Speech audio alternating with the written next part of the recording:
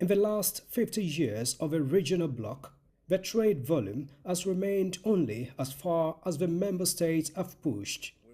Despite its huge resources, opportunities and high youthful population, ECOWAS chairman Bola Tinubu regrets that the region is still one of the last great frontiers of economic growth, with intra-regional trade hovering around 10%.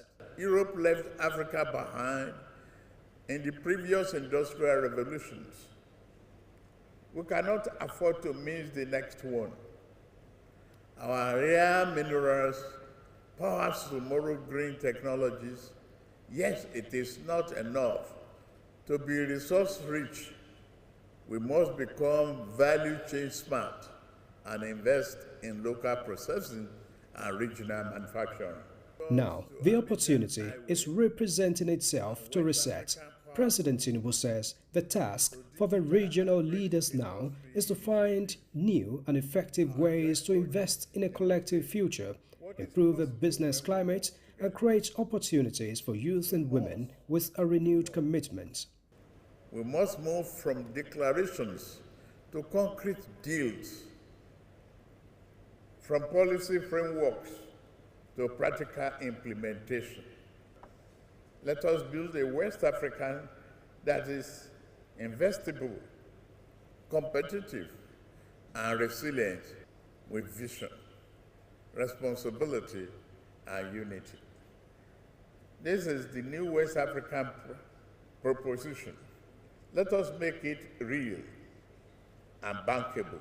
For other leaders, the region must be intentional to actualize the African Continental Free Trade Area Initiative, the regional single currency, and ease of movement of people and goods across the region. Trade integration must start with a strong political commitment from all member states. We should engage in key regional initiatives such as the ECOWAS Trade Liberalization Scheme in order to reduce tariffs and barriers, and the common external tariff to harmonize trade policies. Let us seize the opportunity to deepen our collaboration, mobilize our collective resources, and transform the potential of our region into lasting progress for our people. If we are not able to tackle all those issues, we will never be able to tackle poverty in our region, and our region will still remain a poorer region. In a seeming microcosm of what is expected of the region, Nigeria and Benin Republic took a step toward a more strategic relations with the establishment of their joint trade and investment cooperation. In Abuja, Musbah Dan Wahab, NTA News.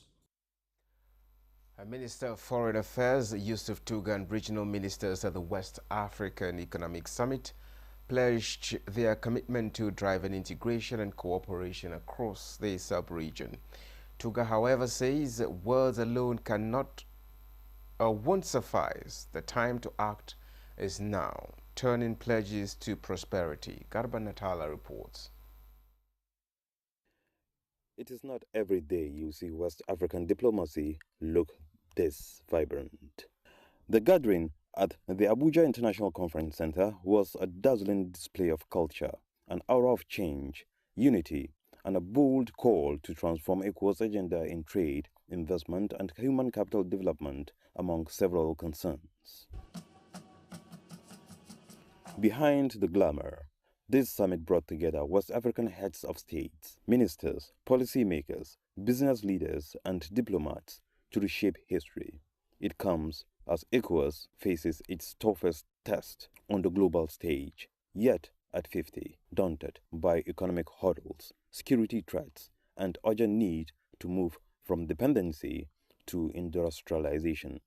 This summit, as envisioned by President Tinubu, is the chance to build on that change. We're not offering royal charters to monopoly corporations anymore. That was a long time ago.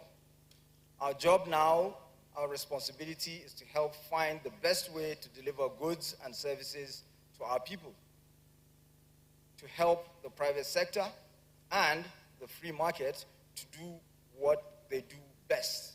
Leaders here still clamor for reconciliation with the three Saharan states that exited the bloc, whereas the summit sealed 8 new renewable deals targeting ports, smart borders, electrification, road networks, digital financing system, and food security to redefine regional integration and build a resilient economy. Outside the summit's glow, an expert weighs in. Around implementation is then building the technical capability, and in that room and the conversations we've been having for the past 2 days shows us one thing. Africa, West Africa particularly, has the intellectual and technical capability. We just need to come together, coordinate it a lot better, and also measure the impact that we make as we go along. But we're very optimistic, we're on the right track, and the President is leading us in that direction. The summit proves West Africa's resilience and foresees a prosperous future for the region. In Abuja, Garba Muhammad Natala, NTA News. The All Progressives Congress has formally received Governor Umoh Enoh of Akwa Ibom into the progressive movement. President Bola Tinubu, represented by Vice President Kashim Shettima, says the APC remains committed to implementing policies that will drive economic growth and prosperity across the nation. Status correspondent Abdurrahman Jibla reports. Vice President Kashim Shettima arrives the Obong Victor Atta International Airport, Uyo, Akwa Ibom State, received by Governor Umoh Enoh and APC chieftains. Because we need you to feel safe. We need you to be safe. Then proceeded to the God's Will Akpabio International Stadium to celebrate with Governor Umoh Enoh for the warm reception accorded him by the All Progressives Congress National Working Committee.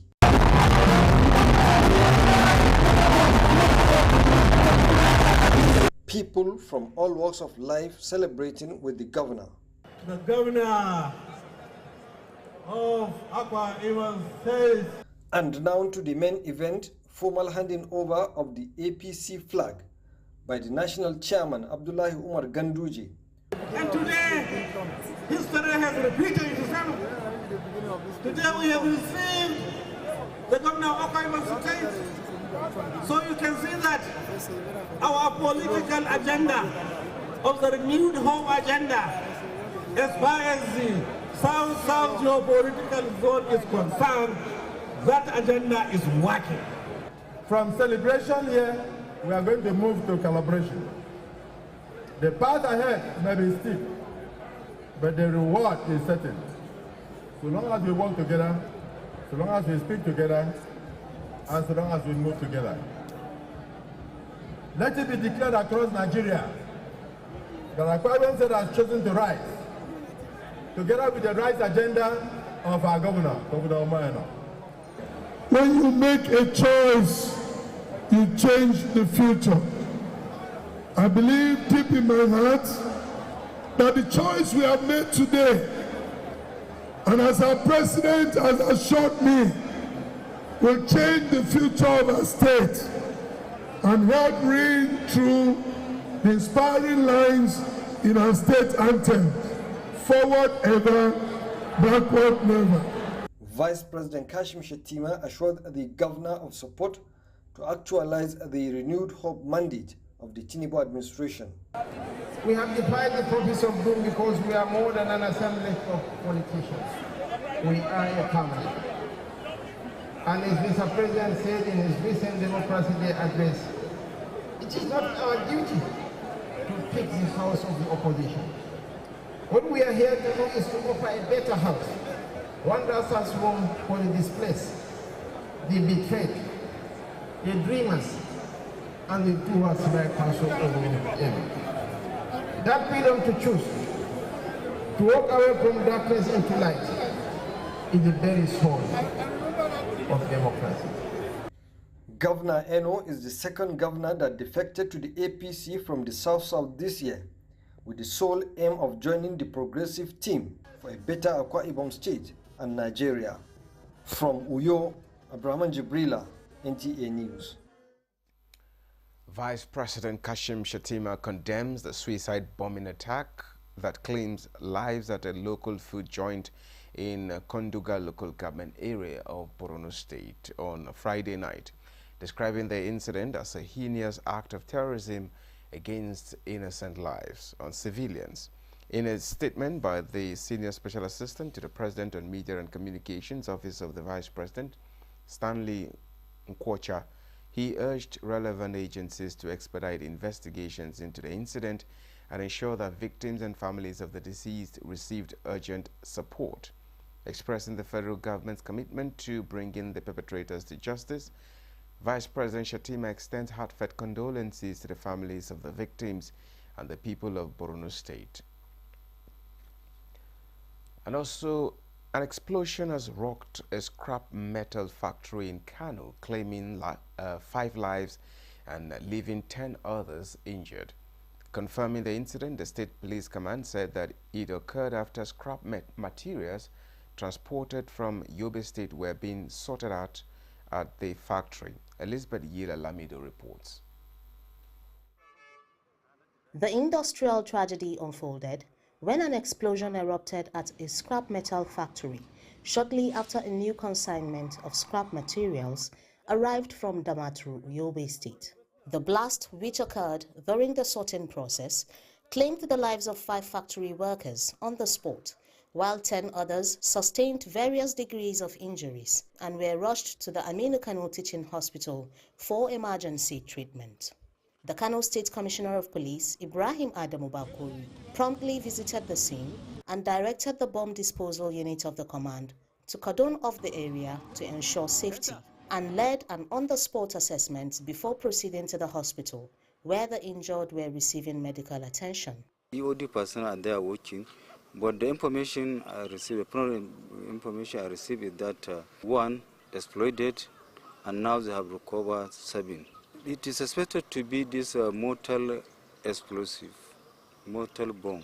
Authorities have since launched an investigation to determine the cause of the explosion, with a preliminary report suggesting the presence of undetected explosive materials in the scrap shipment.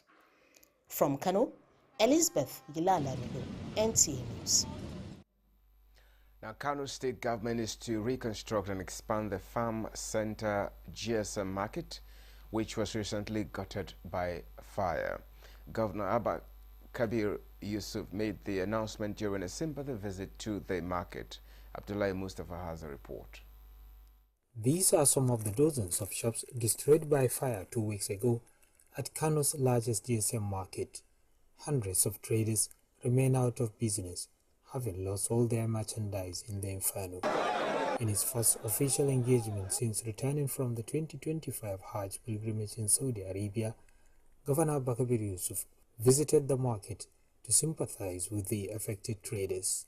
The governor announced the state government's plan to reconstruct the burnt section of the market and undertake an expansion project aimed at creating more opportunities, especially for youth who make up the majority of operators in the bustling tech hub. We are going to construct a bridge, pedestrian bridge, to ease the movement of our youth, especially at closing time. The reconstruction plan also includes the installation of street lighting to improve security and the establishment of a fire station to enhance emergency response capabilities. Market leaders, while assuring the governor of their support, expressed gratitude for his visit and the proposed government intervention. In Kano, Abdullahi Mustafa, NTA News. This is the news at 11 on NTA News 24. We now take a break. More stories when we return. Don't go away.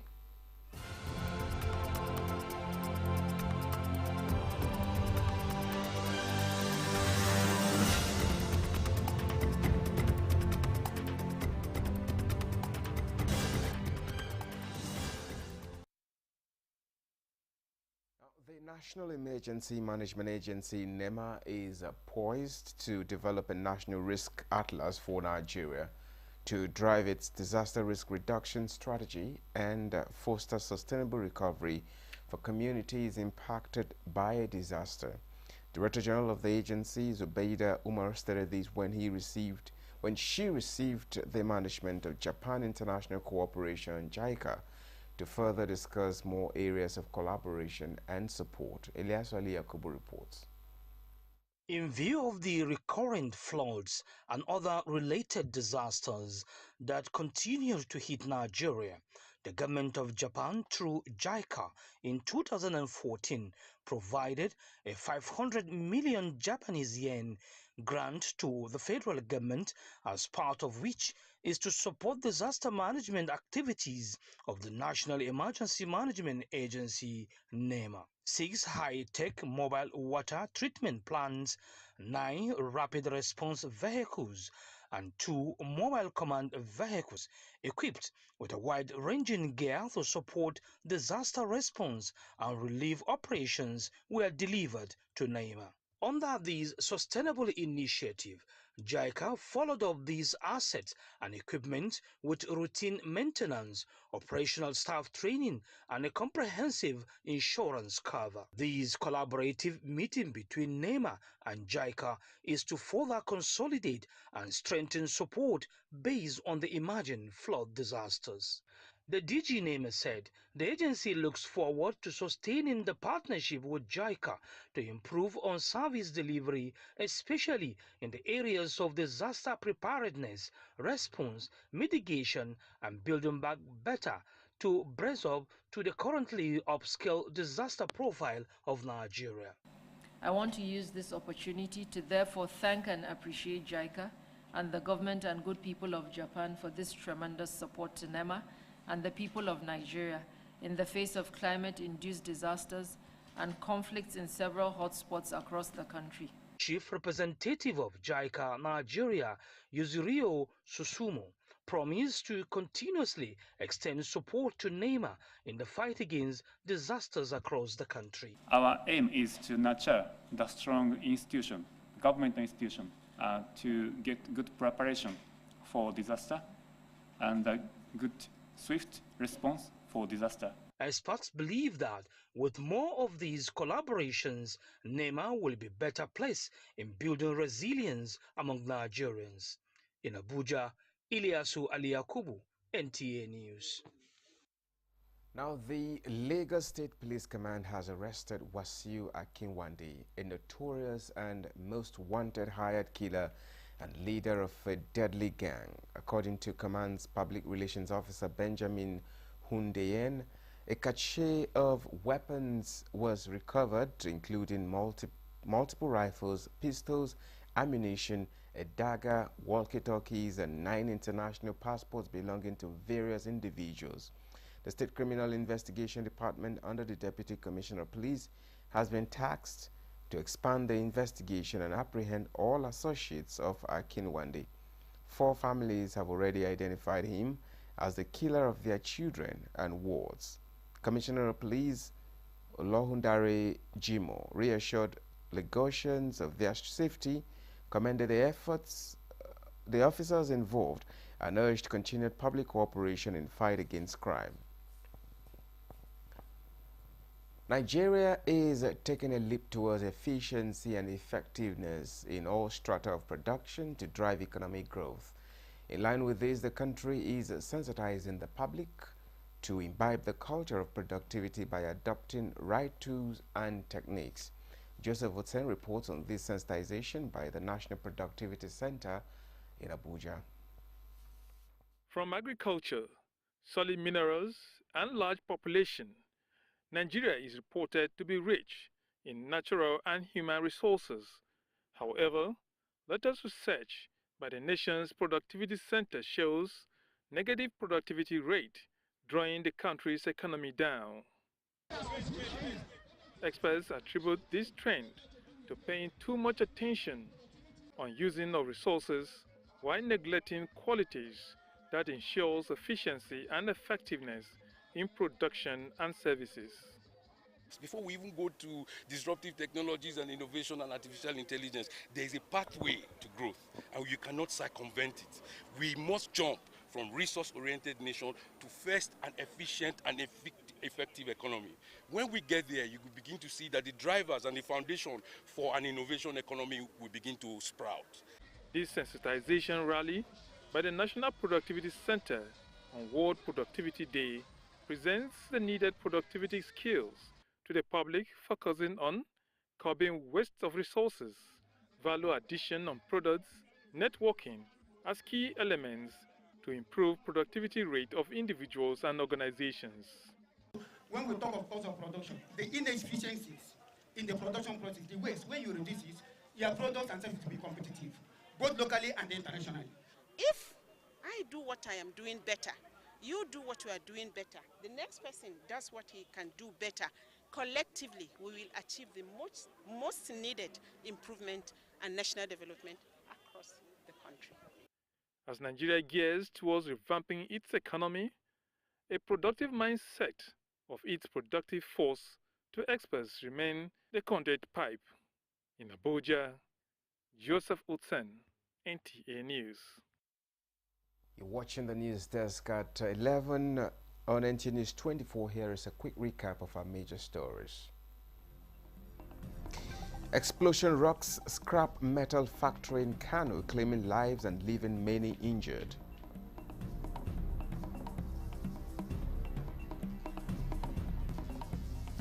Quest for a prosperous West Africa sub-region. President Bola Tinubu clamors for adoption of workable policies. Nigeria invests in skills development, digital connectivity, and youth empowerment. Lagos State Police Command announces arrest of vicious hired killer Wasiu Akinwande.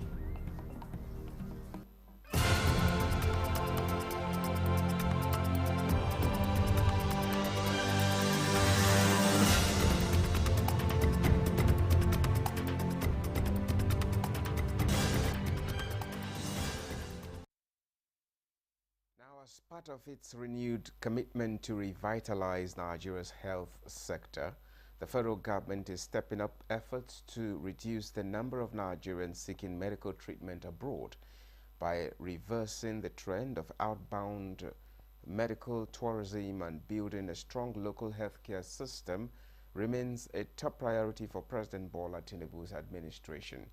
Speaking upon his return from the BRICS conference in Brazil, the Minister of State for Health, Dr. Isiaq Salako, at the Nnamdi Azikiwe International Airport in Abuja, emphasized that many countries around the world face similar challenges, particularly in health data governance and integrating artificial intelligence into healthcare, key areas seen as critical to achieving efficient global health systems. Dr. Salako also noted that Nigeria remains the only West African nation represented in BRICS, a strategic advantage that could yield substantial benefits for the country's healthcare development, and shared insights into the opportunities the 2025 BRICS Summit in Brazil could offer Nigeria in terms of knowledge exchange, investment, and international cooperation.